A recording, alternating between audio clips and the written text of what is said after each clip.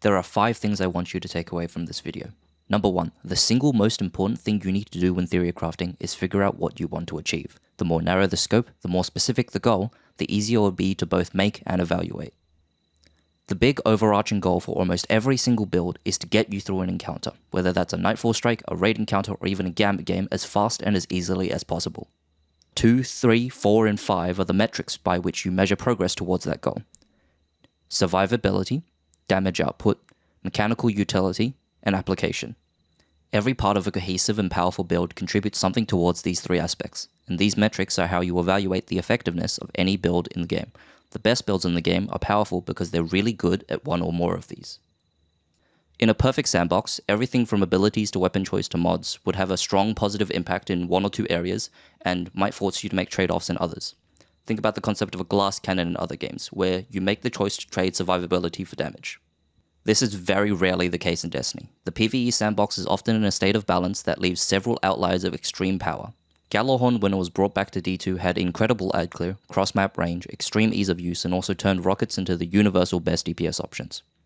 Warmind cells with global reach, rage, and wrath turned a single kill into a room wipe while also providing access to damage amplifier, a full heal, a 40% enemy damage reduction that made enemies hit like paper. And Well of Radiance, the 8-year-old instant win button that makes you almost unkillable, as well as being the baseline for all damage buffs and DPS phases in the game. Your ability to create effective builds hinges primarily on the ability to identify these broken parts of the evolving sandbox, and secondarily, on the wider understanding of how different parts of the sandbox interact with each other.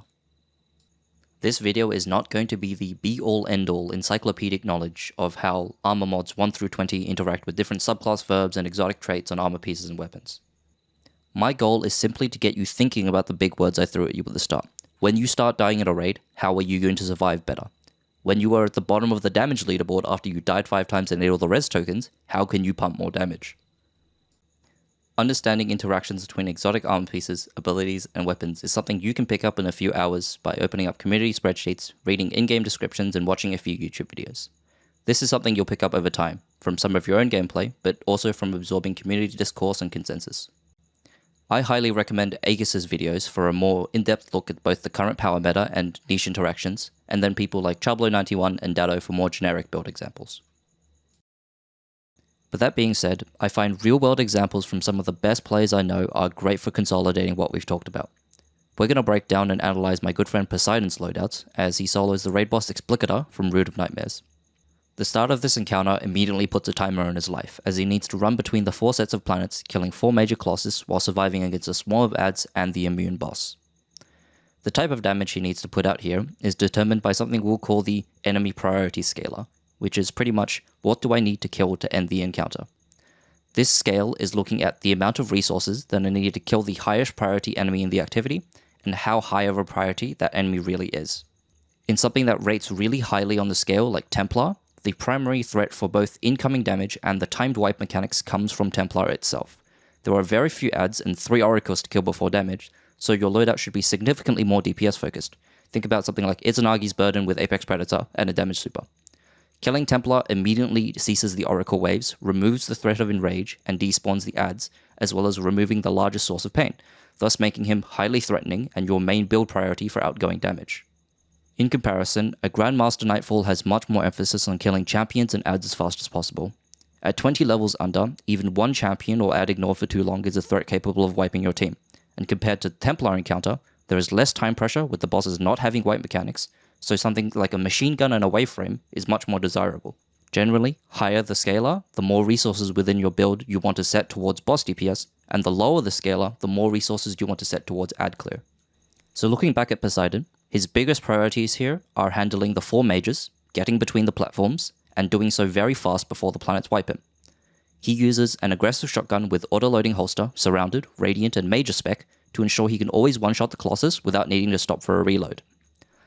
Eager Edge allows him access to some of the fastest movement in the game so that he can complete the swap mechanics before the game wipes him. The second scale I want to talk about is the survivability scaler, which is what we're calling the amount of resources that are needed to reliably stay alive while actively participating in an encounter. There are a million different ways you can build into survivability, whether that be the Resil stat, resist mods, restoration, invis, or woven mail. The point is, while you could put on a scout rifle and plick it away at the enemies for 30 minutes until they die, it's way more effective to use some of those survivability tools, get up close and personal with a wave frame or sunshot, and clear out those enemies 10 times faster. To help him survive, Poseidon has on Assassin's Cowl, giving him healing every time he gets a knife kill, and healing grenades combined with Ember of Empyrean and Sunshot to extend restoration infinitely. His chest piece has 2 solar resists and 1 concussive, tailored towards the solar damage and AoE damage that the Cabal in this encounter deal. Sunshot and knife/dodge spam are his way of thinning the hordes of adds while he mainly focuses on the mechanic. He pairs special and heavy ammo finders with an exotic primary to make sure he has ammo for later in the fight. After he's done running, he swaps to a loadout with a chest piece with 3 solar reserves and solar scavenger, temporarily trading his resist mods to fill up on his ammo with his finder mods as effectively as possible. Once damage starts, Poseidon is on Dragon's Breath for its high total damage over time and good ammo economy, Golden Gun for additional burst damage against Explicator's short mini-phases, and Warden's Law plus Lucky Pants for nigh infinite total damage as he needs to not run out of ammo against a boss designed for 6 people. TLDR, figure out what you want to build to do, find the most broken shit, build around it with things that make it better or cover weaknesses, and then test the build in harder content. Once you've done that, go back, evaluate and refine it, identify weaknesses in range, execution, or downtime, etc., and try to fix them.